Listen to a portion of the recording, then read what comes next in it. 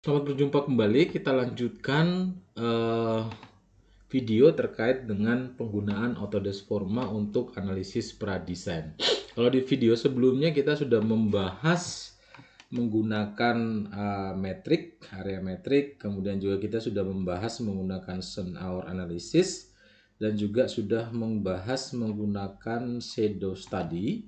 Nah, kali ini saya akan membahas yang berkaitan dengan daylight potential analysis serta yang berkaitan dengan noise analysis. Ya, kenapa saya nggak ke wind analysis dan microclimate analysis dulu?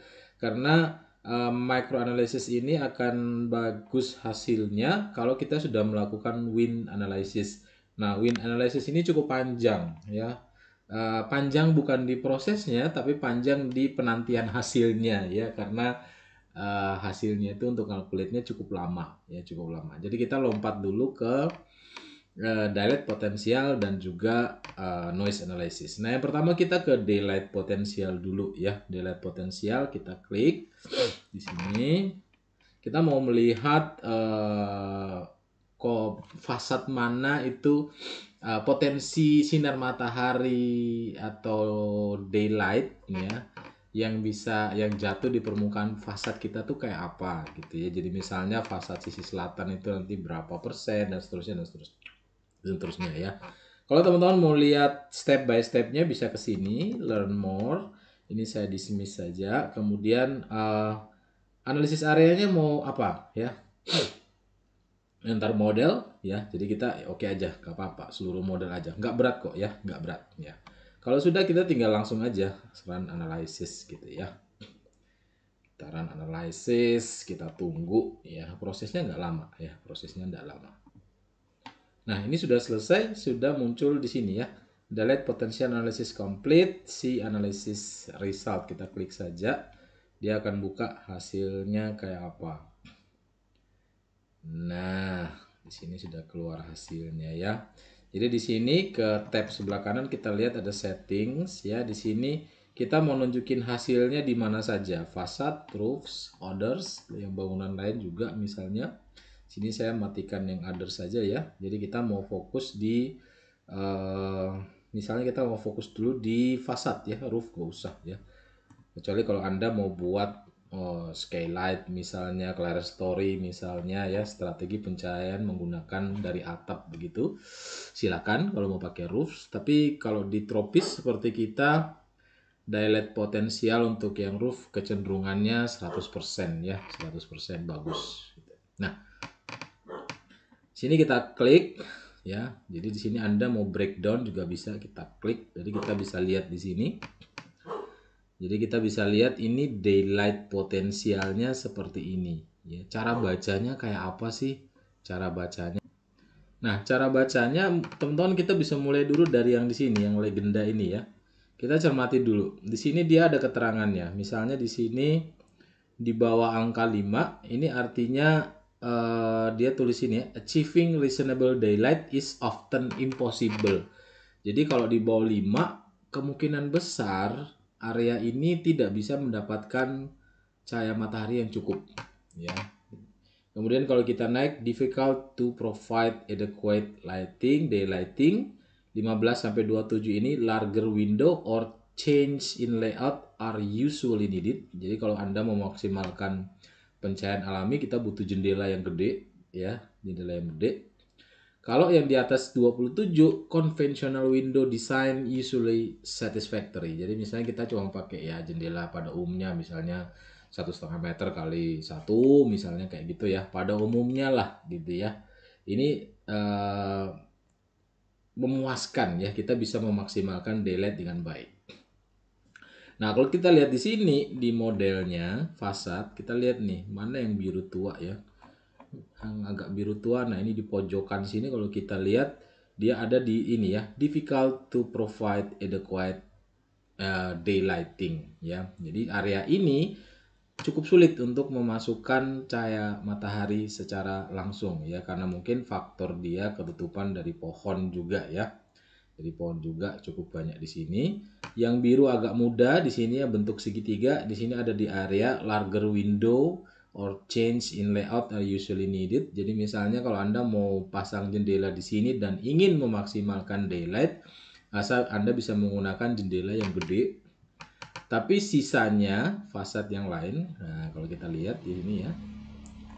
Nah, kita lihat di sini, ini fasad yang lain pakai konvensional window aja sebenarnya cukup ya.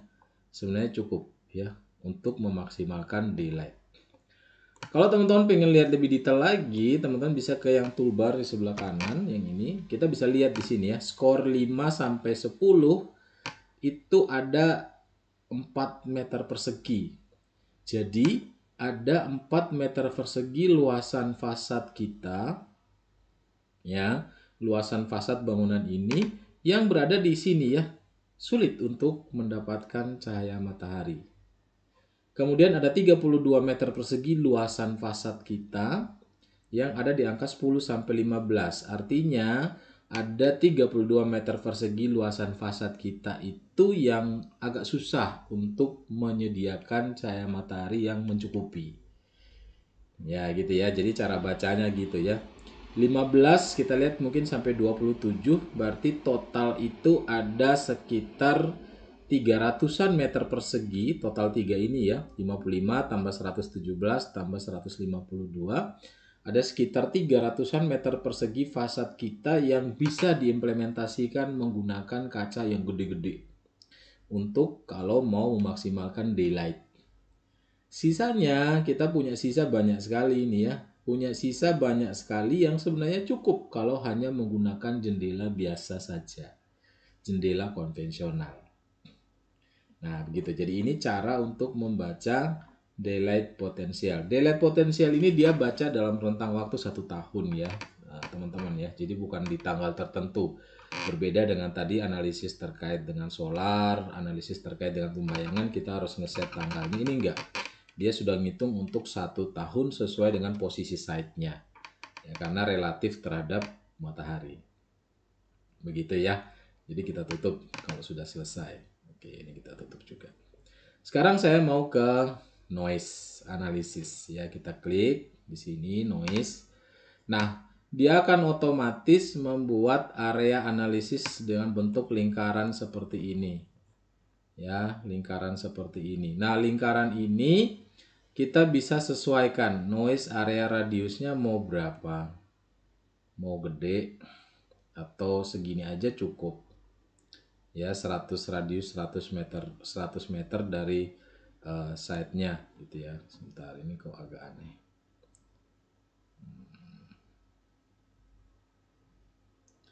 Nah, di sini untuk mendapatkan hasilnya nanti kita harus run detail analysis.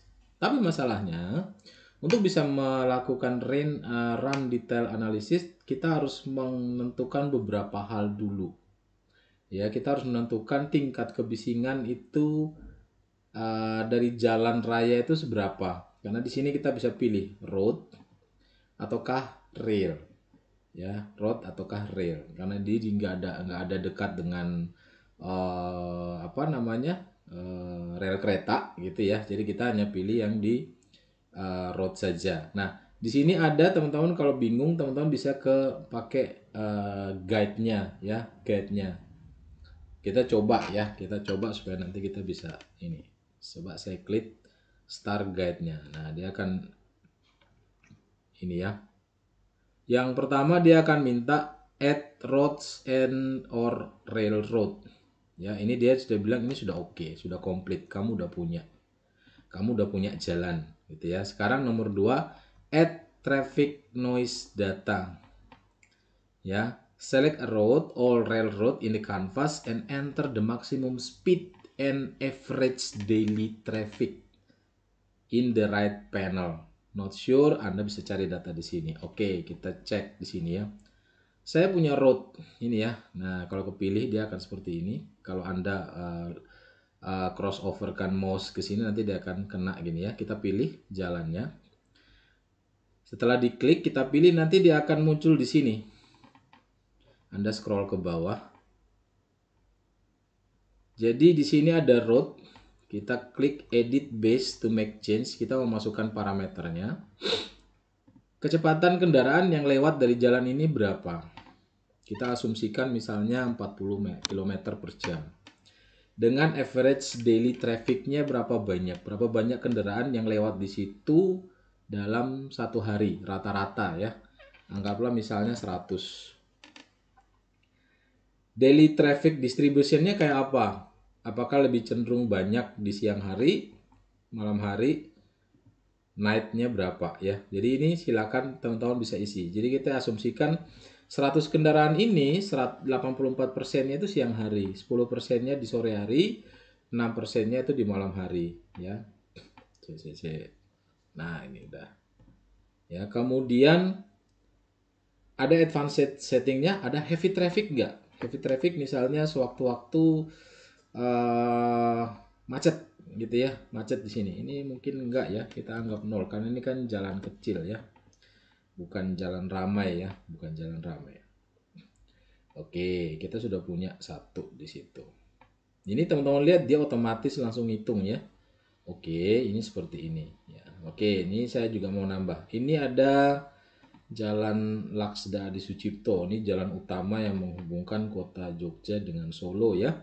Saya juga mau ganti traffic noise datanya, saya mau masukkan kecepatannya mungkin di sini bisa lebih tinggi 60 km per jam. Kemudian average daily trafficnya ini banyak ya, 300 anggaplah. Misalnya kita anggap 300. Day-nya ini sebenarnya berbanding lurus ya, siang dan malam jalan ini cukup ramai. Anggaplah ini 60, kemudian ini 30%, kemudian night-nya 10% begitu. Heavy traffic, ya daerah ini cenderung sering macet gitu ya. Kita anggap heavy trafficnya agak tinggi, 20% misalnya. Oke, ini dia otomatis analisis ya. Nah, kalau teman-teman lihat ini baru sampai sini doang ya.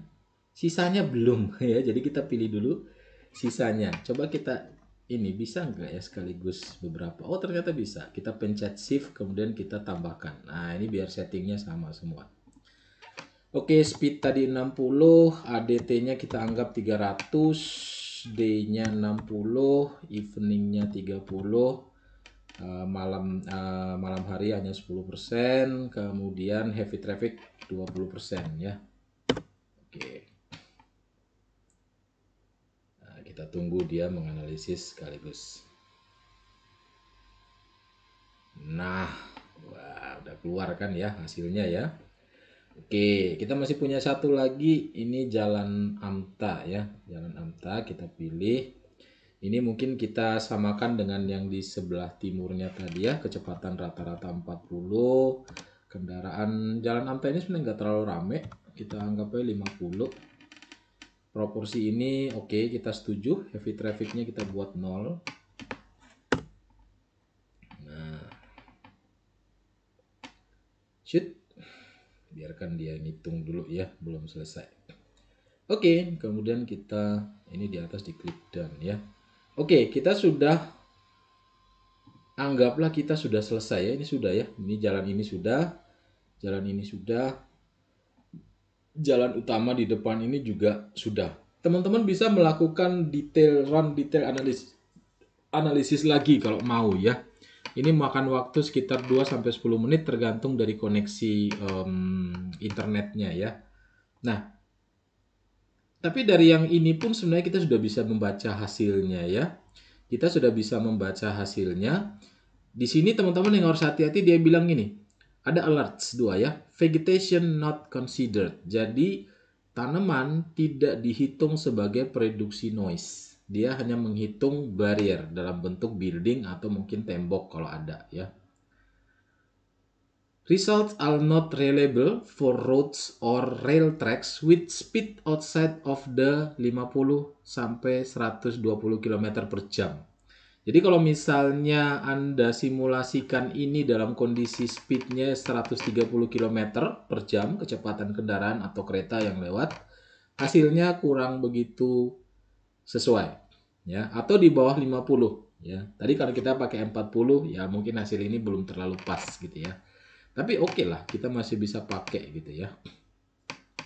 Nah, di sini kita bisa lihat Ada 53% dalam kondisi hijau, 36% itu dalam kondisi kuning, 11% dalam kondisi merah ya. Kalau kita lihat di sini legenda di bawah sini ini satuannya dalam dB ya. Ini yang hijau masih under 55 desibel. 55 desibel itu setara dengan ini ya, kita percakapan normal antara dua orang yang sementara duduk saling berhadapan-hadapan itu bunyinya setara 55 desibel. Nanti teman-teman tinggal sesuaikan dengan standar untuk tipologi bangunan ini. Misalnya ini bangunan hunian, nah standarnya berapa untuk kawasan hunian noise-nya gitu misalnya. 55 sampai 65 ini masuk kuning sampai orange, sedangkan di atas 65 itu merah ya. Di atas 65 udah dihitung sebagai mengganggu ya, mengganggu. 55 sampai 65 mungkin kita bisa klasifikasikan cukup mengganggu, di bawah 55 masih dikatakan dapat diterima. Nah, kita bisa lihat hasilnya ini ya, udah kelihatan. Oh, ternyata fasad saya yang sebelah barat, alias sebelah barat ini masih tergolong ke kategori yang tidak terganggu ya. Kita lihat sini kan hijau ya, yang sampai di sini kan masih hijau ini. Kemudian juga apa namanya, kita lihat fasad yang ini juga oke, fine-fine aja, nyaman juga. Di sini juga nyaman juga. Di tengah-tengah ini bahkan ini nyaman sekali di sini ya. Kalau kita lihat ini di under 50 mungkin bahkan di sini.